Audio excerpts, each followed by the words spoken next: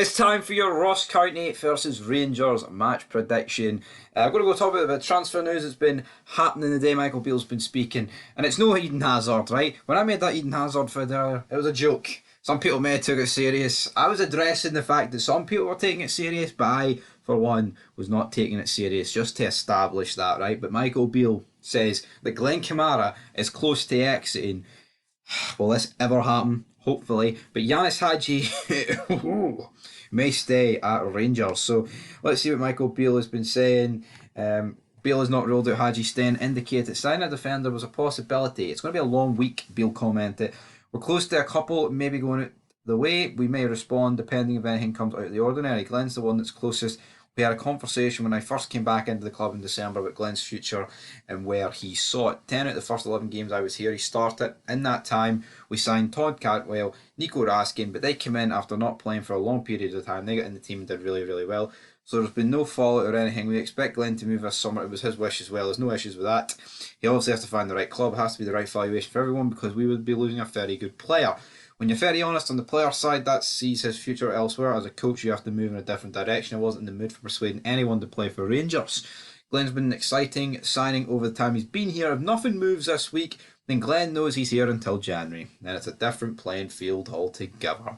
End of... We need to rid of Kamara, man. Honestly, because... You know, Kamara, I don't need to praise Kamara, right? He's a great player on his day, but those days are not happening because he doesn't really want to play for us, so we need him at the fucking door. We do not want him stuck here after this transfer window closes. It's the last thing we want. We want the 5.5 million, push it towards somebody else, like a centre back or something. But yeah, Hadji could be on his way out, guys. But as for the game itself, Ross County Rangers, 12:30 kick-off. Let's dive into your comments and see what you guys think. And also just the poll predictions as well.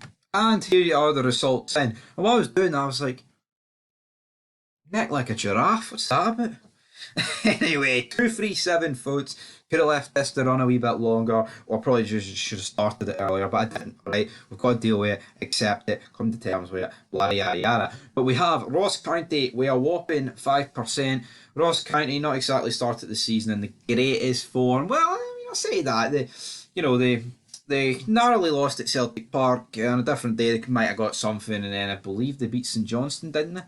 Or was it Dundee they beat? I think it was St Johnstone they beat.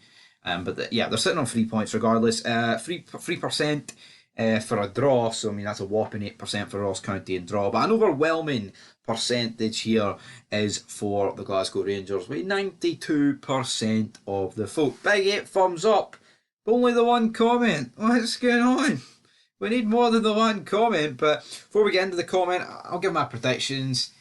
You know, it's not a plastic pitch, but to me that's no excuse. I hate that excuse, right? And you know, I've seen people bury Rodgers for coming out and saying, we were poor, but you know, it's a plastic pitch, yada yada yada.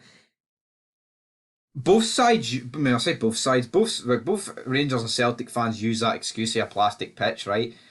And other teams as well use it, but you can't have a go at the other team or the other manager for doing that.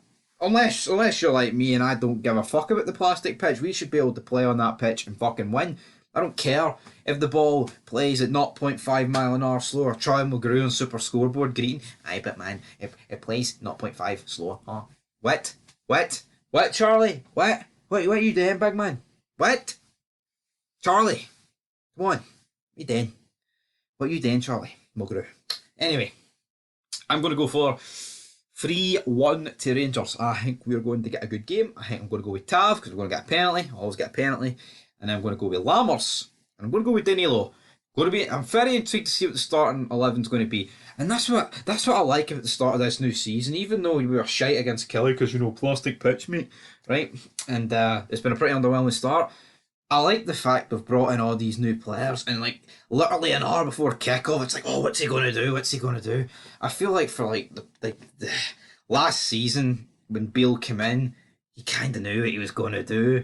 But now there's actually intriguer in the starting 11, and I like that. That's what happens with new players. Fresh ideas, you know, different players that performing at different levels is what we like to see. But I'm going for 3-1. And comment is, I think I've already read the comment. That only adds up to 99%. I'm 100% sure. Yeah, sometimes the numbers don't actually add up. Like you'll get like say you get like 200 votes, maybe not 200, that's a poor number, but sometimes the numbers don't add up on the YouTube analytics. I'm not too sure, guys, but no, I'm sure about a Rangers win. 3-1 to Rangers. I'll be back tomorrow, maybe later on if anything breaking happens, but until then, peace.